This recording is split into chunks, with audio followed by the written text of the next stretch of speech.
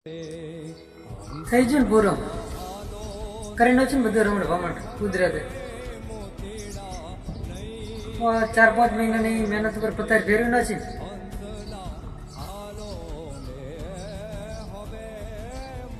તો આ ખેડૂતોને બધાને ખબર જ હશે કે આવા સમયે ખેડૂતો ઉપર શું વીતતી છે. બાકી 80માં બેઠા હશે ને 1,00,000-2 લાખના પગારદાર હશે, એમને તો બધું આ નોંચું લાગતું હશે. તમારે ખાલી તડકામાં કલાક ભરી તમે મથો તો વર્ષામાં રેવી થઈ જતો. 80માં થઈને બે પંખા ચાલુ કરો, કુલર બેહો, ઠાડું પાણી પીવો. તો બધી વિચાર્યું છે કે 3-4 મહિનાની મહેનત ઉપર પતાર ફેરવી જાય તો શું હાલત થતી છે.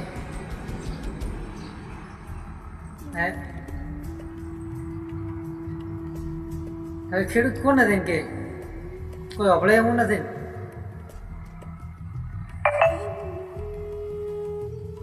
આંદોલન કરે તો શું કરે? આનો કોઈ પ્રશ્નનો ઉકેલ તો કોઈ સરકાર લાવી નહીં કે હવે 10-15 હજાર રૂપિયા હાલશે સાહેબ, તો એટલાથી જ ખાલી અમારા ડીઝલનો ખર્ચો પડે સાહેબ. આ બધું 3-3 લાખનો પાક બગડે ને તો 10,000 રૂપિયા 10-15 હજાર રૂપિયા કોઈ મન વસ્તુ કહેવાય.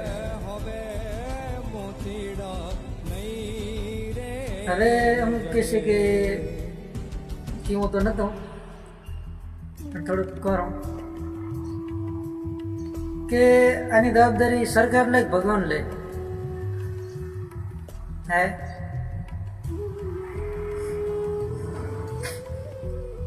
આ બધું બન્યું નુકસાન છે, એની જવાબદારી ભગવાન લે સરકાર લે. મને તો એમ થાય છે ભગવાન ઉપર કેસ કરી નાખો. હવે હું કેમ કહે છે કે આ ગોંડો નથી ભગવાન ઉપર કેસ ના થાય તો આનો જવાબદાર તો સરકાર જ રહે ને ભાઈ.